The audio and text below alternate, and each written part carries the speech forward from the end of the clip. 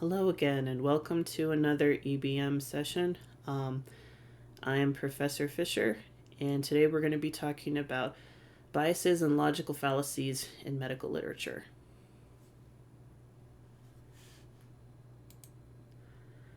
All right, so first off, I want to tell you guys a story. So, in 1854, cholera was one of the deadliest diseases to affect Britain. In the 19th century, and the summer in particular marked the 150th anniversary of the fourth and final cholera pandemic in London. So, in the 19th century, it was believed that disease was transmitted and spread because of bad air. This was known as miasma theory. And so, miasma theory has been around at this time since the age of Hippocrates and Galen. So, for thousands of years, this was the dominating medical theory throughout the Western world about how disease was spread. So it wasn't, pretty much out of the norm for the medical community to buy into this. Germ theory was in its infancy. Now there were people like Louis Pasteur who was writing papers about germ theory, but it was still considered pretty fringe. And so miasma, or this whole concept of bad air, was what most of the medical community believed in. So this really wasn't until, as I mentioned, in 1854, when the physician John Snow, he made a major contribution to fighting cholera when he was able to demonstrate that there was a link between cholera and contaminated drinking water. So within the Soho district of Westminster, London, things weren't looking so good during the summer of 1854. The London sewer system, while it had not reached Soho directly, was pretty much a cesspool. There was a large influx of people who lived in the London area. There were also animal droppings from cow sheds and slaughterhouses that lined the streets. Now, if you've ever taken a look at how Victorian England is shown in lots of pop culture, it's often steamy and cloudy and all that other stuff, but they always leave out the fact that the streets were usually completely lined with crap. And so basically it was absolutely filthy. So many cellars had cesspools underneath. They formed sewage and filth that was literally seeping from the inside of these buildings to the outside. So, making matters worse, the London government at the time was dumping a lot of wastewater into the River Thames and contaminating the water supply. So, in August of 1854, there were about 127 people living on or near Broad Street in Soho. And in about 3 days, a good chunk of that population died. So after that, in about a span of a week, from 127 people, that jumped up to about 500 people. So after interviewing all of the family of these cholera victims, John Snow found that in nearly every case, these people were clustered around a water pump that was at the corner of Broad and Cambridge Street. And so this water pump was supplied from the River Thames itself. And so all of the other pumps in the area received water from another source that wasn't from this river. And so there were fewer deaths in the neighborhood because of that. So Snow collected water from the pump, and he saw these white fluorescent particles in the water. And basically this convinced him that the water source was the culprit behind the disease. So he took his findings to the medical community. And so at the time, that's a picture of Jon Snow, by the way. All right. So at the time, experts were pretty doubtful of Jon Snow's findings and his conclusions. And again, this is because most of the medical community sided with miasma theory of disease, and that's what they thought was going on. So while most of the London health authorities were skeptical, Snow convinced them that if they just removed the handle from the pump to lock the access from it, the outbreak would end. And sure enough, it did. So later, Snow used a dot map to plot the cluster of cholera cases and the pump locations in Soho. And so Snow was able to connect these cholera cases with the pump and the water company that supplied the water from the Thames. Now, looking back, it's absolutely impressive that Snow seized the opportunity to utilize this event as an intersection between a natural experiment and an observational study to examine possible causes, since controlled experimentation was certainly not a viable option given technical limits and ethical concerns. But as with all observational studies, obtaining accurate, reliable information required tremendous effort. And so, fortunately, Snow recruited the help of Henry Whitehead, a local curate with access to information that would have been unavailable to Snow. And so Whitehead had the advantage of basically firsthand experiences with the community members that were going through all of this. So as a result, he was able to acquire a diverse set of data, which enabled him to observe correlations between a lot of unusual factors. So from there, Snow drew the ghost map that clearly shows how concentrated the cholera cases were around a single source. That was the contaminated water pump. So it's worth pointing out that this fits into the framework of a double blind experiment, as neither the patients nor the investigators knew the true cause of cholera, thus eliminating all the potential biases that would come with this. So, in a traditional experiment, water supplies might be overlooked as a predictor, but in observational studies, all of the confounding factors eventually steering clear, and the true independent variable eventually came to the surface. So, this mode of collaboration sets the foundation for not only modern day epidemiology, but it combined demographic study and scientific data together. So, the reason I'm sharing this story, with you is this idea has always like personally intrigued me, and it appeared many times throughout Snow's investigation. Was just the fact that miasma theory persisted so much despite the concrete evidence there was against it. Even before the outbreak in 1854, Snow was growing skeptical of miasma theory. He didn't quite buy into germ theory right now because, again, it was kind of in its infancy, but he knew that it was something else. So he was really doubtful of how it could actually be bad air when, as a physician, he was seeing people treating, infected patients during the infected phase of cholera, and yet they stayed free of cholera. So it could not have been bad air. And yet the proponents for this theory remain fiercely, loyal to it to the point of confirmation bias.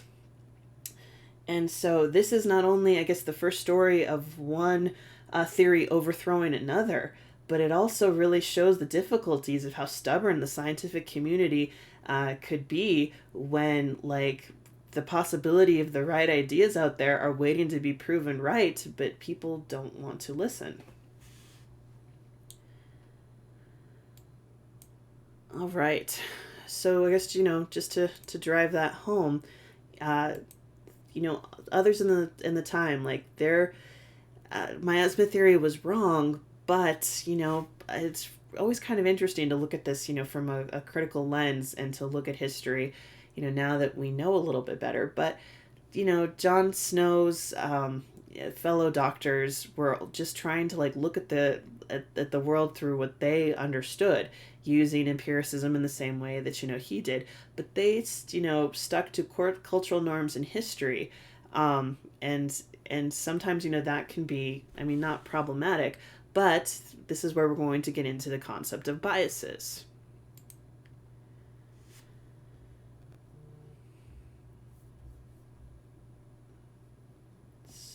Sorry about that. There we go. My computer froze. All right. So personal biases are basically how, we view the world, and they're not inherently bad. There are experiences, there are culture, there are understandings through many, many different things.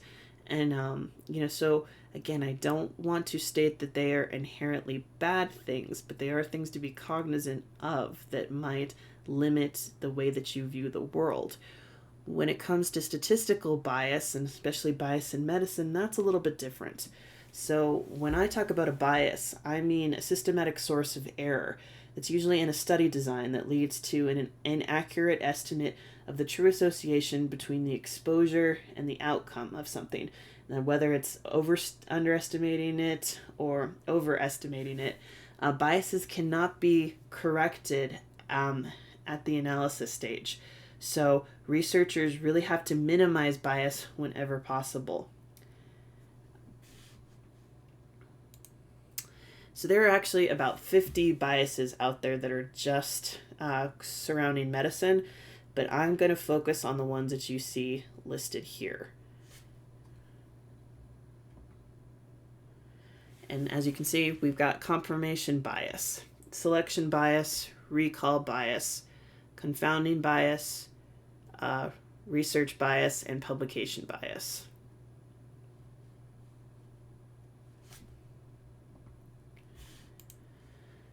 All right, so first off, we have confirmation bias. So confirmation bias occurs when an individual looks for and uses the information to support their own ideas or beliefs. It also means that information not supporting their ideas or beliefs is often disregarded. And so confirmation bias often happens when we want certain ideas to be true.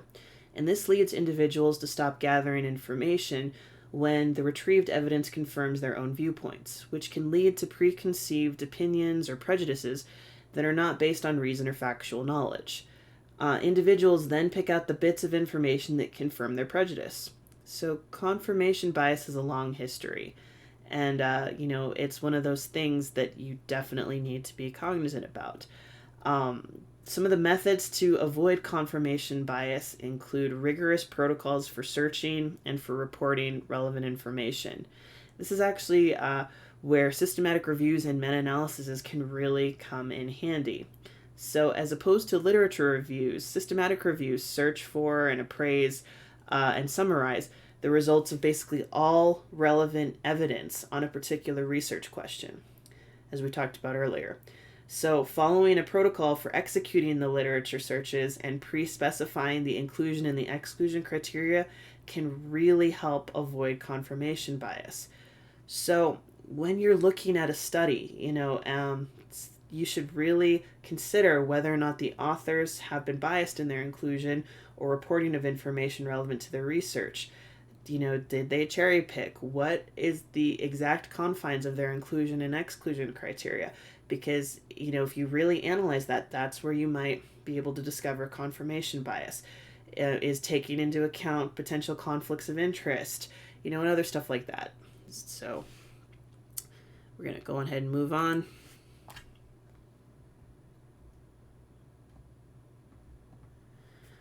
All right, so next we have selection bias. And so, basically, this is where you should ideally randomly select every participant in a survey, but sometimes biases creep in here, whether they're intentional or unintentional. Selection bias at its core pretty much just takes away from the randomness you're hoping to achieve in a study. And it's usually the result of not using the correct procedures to choose your participants.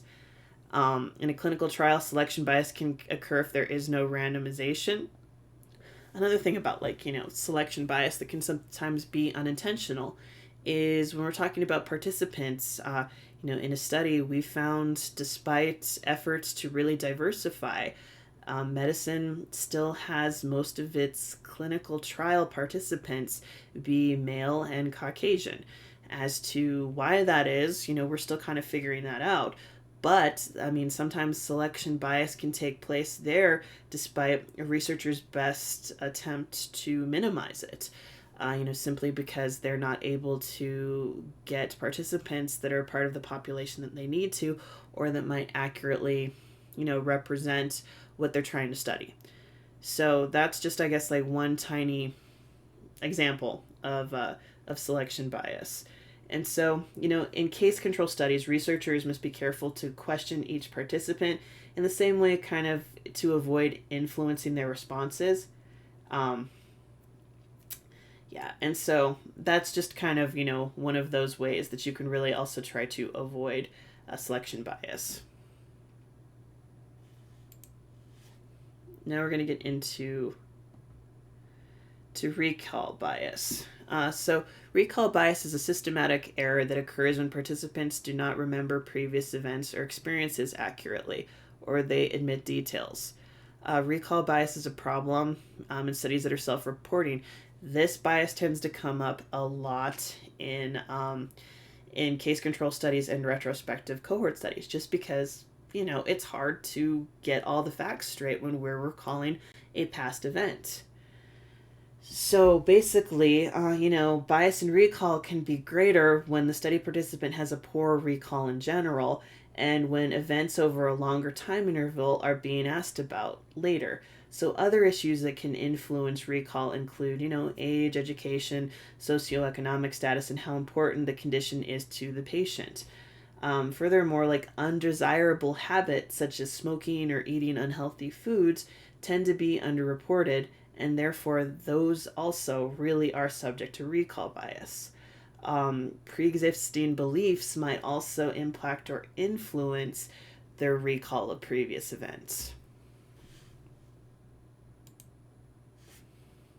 All right. So then we've got confounding bias. So confounding variables, first off, are those that affect other variables in a way that produce distorted associations between two variables. They confound them. So they basically confound the true relationship between those two variables. So the importance of confounding is that it suggests an association where none exists or masks a true association. So the principle of confounding, the confounder makes the exposure more likely and in some ways independently modifies the outcome, making it appear that there is association between the exposure and the outcome when there is none, masking a true association. It commonly occurs in observational studies, but it can also occur in randomized studies, especially, but not only if they're poorly designed.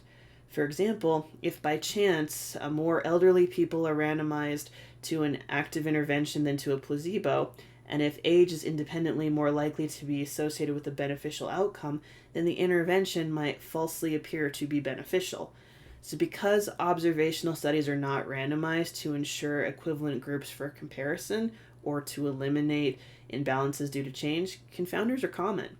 So it's possible to reduce the effects of known possible confounders by analyzing the data statistically in ways that allow for them. However, there will always be possibility of unknown confounders, which cannot be taken into account. It is therefore not uncommon for the result of observational studies to be overturned when subsequent randomized trials do not confirm the results of said observational studies. So randomization is by hands down the best way to reduce the risk of confounding bias. However, it may not be enough, particularly when it is anticipated that the imbalances in, say, prognostic factors may occur despite randomization, or when imbalances occur by change or chance. Stratification and statistical adjustment can reduce the risk of confounding in such cases. An extension of this is the use of propensity scores, in which potential confounders are used to build a statistical model that assigns to each person a number called their propensity score. Then the people with the high scores are more likely to have certain confounders, and those with the low scores are less likely. So the use of propensity scores in, say, like a study of metformin showed that the risk of cancer is lower in metformin users. But the randomized trial evidence, as far as it goes, shows no convincing evidence that metformin has any effect, illustrating the difficulty in adequately controlling for those confounding variables. So that's just kind of one example of confounding bias. And we're going to keep going. All right. So next off we have we've got research bias. And so research bias happens when the researcher skews the entire process towards a specific research outcome by, either introducing a systematic error into the sample data. So that's pretty much a process where the researcher influences the systematic investigation to arrive at certain outcomes. When they cherry pick, when any form of bias is introduced in research, it takes the investigation off course and it deviates from its true outcomes.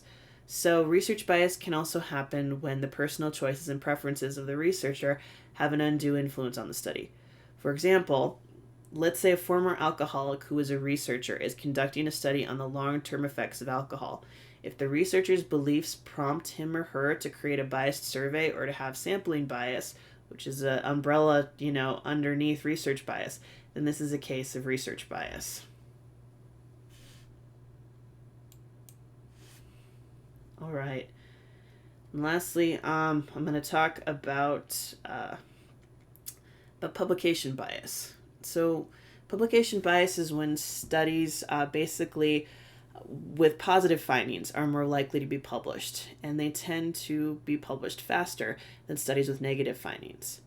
And you will find this sadly a lot in medicine. So this means that any meta-analysis or literature review that's based only on published data will be biased. So researchers should make sure to include unpublished reports in their data as well, and that's how you kind of negate, publication bias. So when I mean published, it means that the study has been published in a peer-reviewed journal.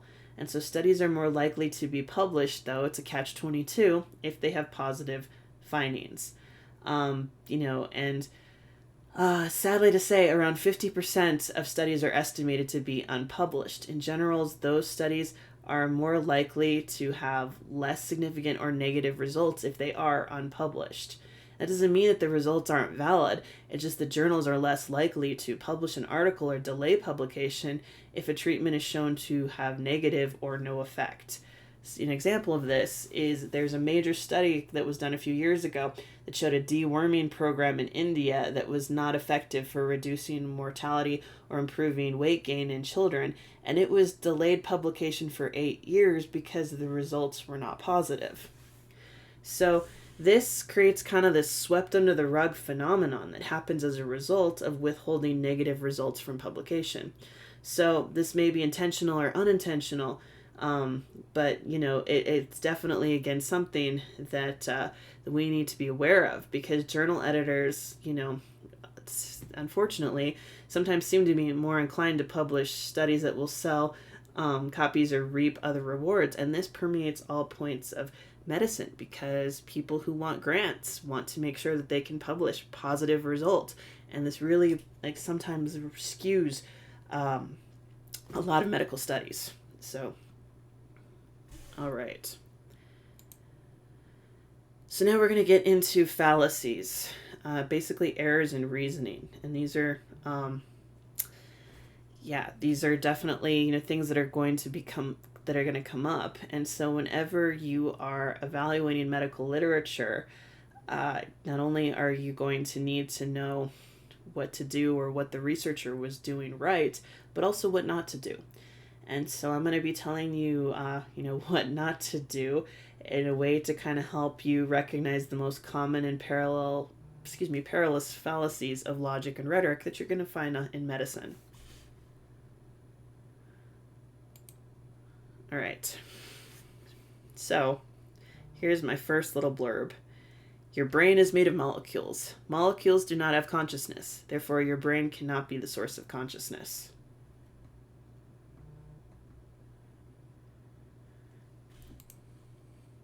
So this is what's known as basically a composition fallacy. And so the informal fallacy of composition, which is part of the family of material fallacies known as oversimplification, basically occurs when someone argues, from the part to the whole, ignoring the fact that what is true of the part is not necessarily true of the whole. So consider a few key observations about this fallacy. First, it does not say what is true of the parts that can never also be true of the whole. Nor it says it's not necessarily true. So this is a fallacy that might be committed with just one part or with all parts of the whole. And this fallacy can manifest itself in instances when we expect more from the whole than the parts can deliver. And sometimes we expect less than from the whole than the parts can deliver. So basically, assuming what is true of the group of things taken individually must also be true of those same things taken collectively. So it assumes, as mentioned, that what is true of the parts of the thing must be true of the parts of the thing itself. And so you're going to find it more often a lot in selection bias and measurement bias, and kind of, again, that experimenter expectation. Here's my next one for you. So sodium chloride, table salt, may be safely eaten. Therefore, it is constituent elements, sodium and chlorine, may also be safely eaten.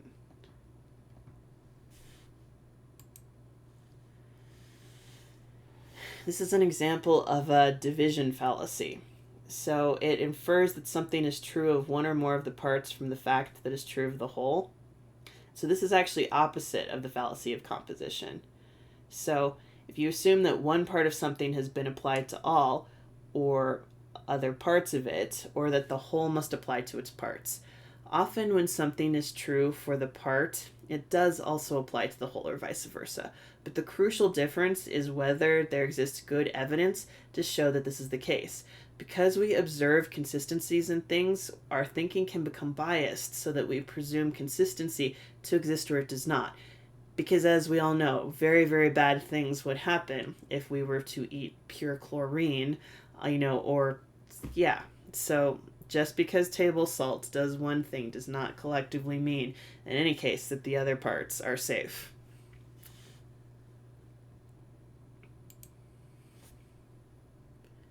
All right.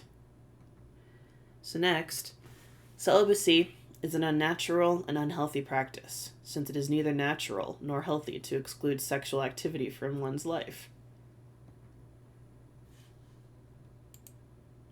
So this is a fallacy that's called begging the question. And so fallacy of begging the question can occur when an argument's premise assumes the truth of the conclusion instead of supporting it. In other words, you assume without proof that the stand or the position that the person's making, or a significant part of the stand, that is the question. Begging the question is pretty much also called arguing in a circle. So in this case, like when a speaker or writer tries to support a contention by offering as evidence what amounts to basically repackaging what was in the question.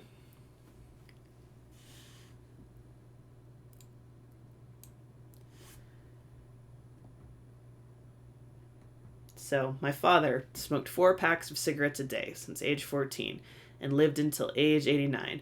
Therefore, smoking really can't be that bad for you.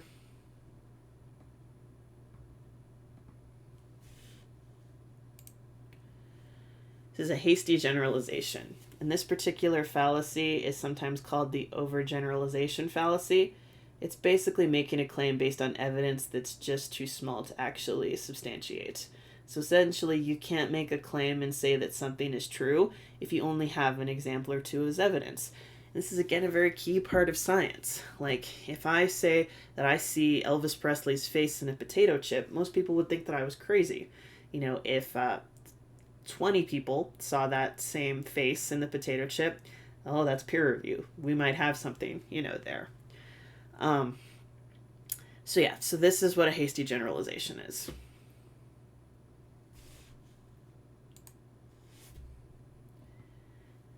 Ew, you smoke? You might as well just eat a pound of arsenic. This is what we call a weak analogy. So a weak analogy occurs when a person draws a comparison from two concepts, situations, or things to link them together in an argument, even though the connection between the two is not strong enough to actually make a case. It's a type of fallacy or flaw that can damage an argument. For instance, let's say you want to argue that apples and oranges taste the same because they're both fruit and similar in size. It doesn't matter if apples and oranges share a few similar characteristics. Both types of fruit taste entirely different. Sometimes described as a false analogy or a faulty analogy, the weak analogy makes a case by relying too heavily on irrelevant similarities without acknowledging, the concepts, basically, like the physical appearance of apples and oranges. And it provides us no information on how they taste. So without that missing part, we might be drawn to agree with this conclusion. So since it's easy to identify what two items or ideas have in common, you'll probably be able to come up with statements that use this fallacy in relative ease. Just like the apples and oranges comparison, you could probably find a way to make any two beliefs relate to one another. The ease by which you can find connections between, these two, just any two things really, illustrates why it's not an effective or a logical way to draw conclusions.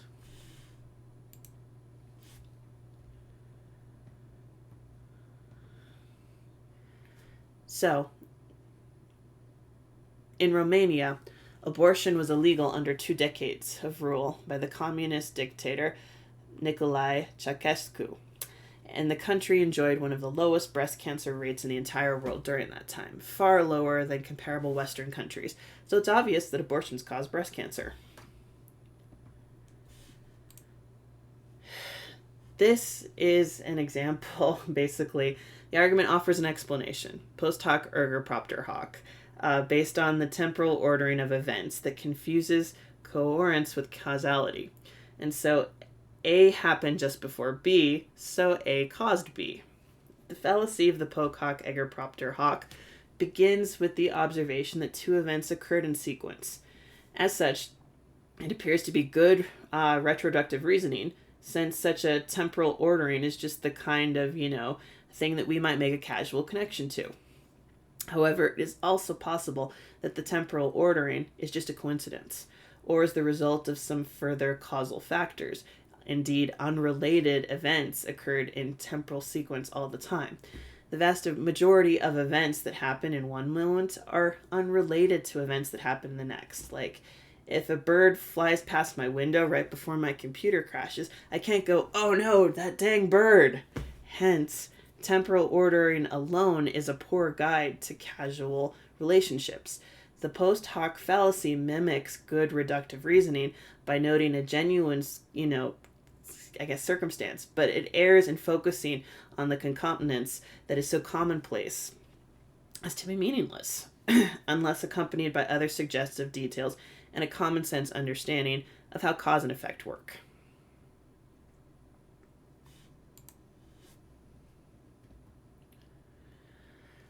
So, charging that welfare causes child poverty, the politician Gary Barr says a study showed that the highest increases in the rate of child poverty in recent years have occurred in those states which pay the highest welfare benefits. The lowest increases or actual decreases in child poverty have occurred in states which restrain the level of welfare payments.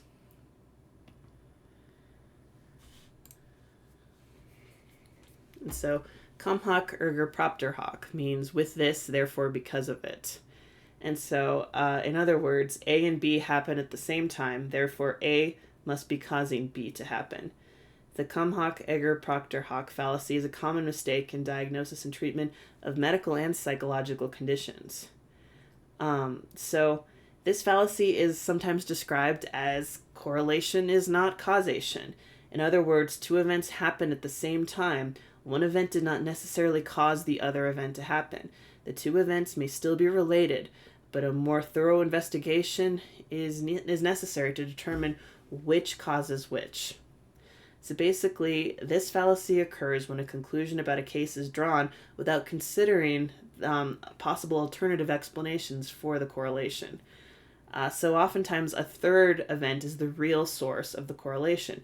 Shoe sizes are positively correlated with handwriting skills.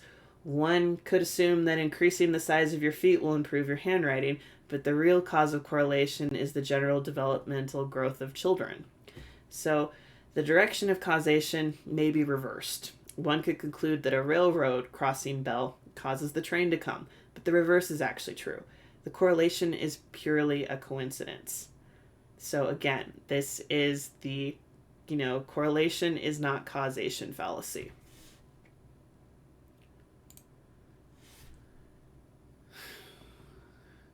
I'm gonna buy that superfruit blackberry. Dr. Oz said that it melts away fat like magic, and he's a cardiologist. And this is the last fallacy. A fallacious appeal to authority. When a speaker or writer tries to support a connotation by offering as evidence the opinion of a non-authoritative source. So, a fundamental reason why the appeal to authority can be a fallacy is that a proposition can be well supported only by facts and logically valid interferences. But by using an authority, the argument is relying upon testimony, not facts. And so a testimony is not an argument and it is not a fact. So testimony can be strong or it can be weak. And so now such testimony might be strong, but again, it could be weak. So the better the authority, the stronger the testimony will be, and the worse the authority, the weaker the testimony will be. Thus, the way to kind of differentiate between a legitimate and a fallacious appeal to authority is by evaluating the nature and strength of who is giving the testimony. Obviously, the best way to avoid making a fallacy here is to avoid relying upon testimony as much as possible, and instead to rely upon original facts and data. But the truth of the matter is, this just isn't always possible. We can't verify every single thing ourselves, and we are going to need to rely on experts, every now and again. Thus, we will always have to make use of the testimony of said experts. But nevertheless, you always have to do so carefully and judiciously, and to vet the authority that you are using.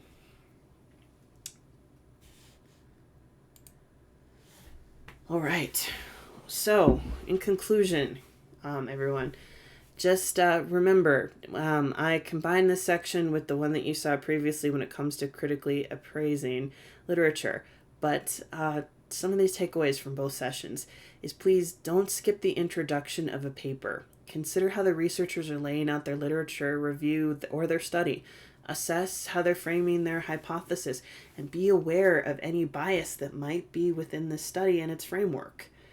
Don't skip the methods section. Scrutinize that inclusion and exclusion criteria for subjects or symptoms. Again, how are the researchers operationally defining the disease or the symptoms? Assess their methodology.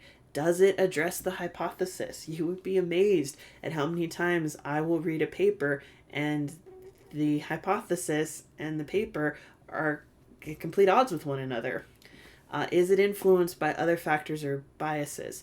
And then don't skip the discussions. Critically consider how the researchers are interpreting the results, and are their claims in line with the findings? Again, are there factors or biases that are at play here? Evaluate how the researchers are incorporating their results into the existing literature, and assess, any recommendations. What are their rationale, and are they consistent with what you're seeing in the findings? Yep, and that is really all I have for you. Again, thank you so much for listening, and take care. You will have a wonderful day. Thanks again.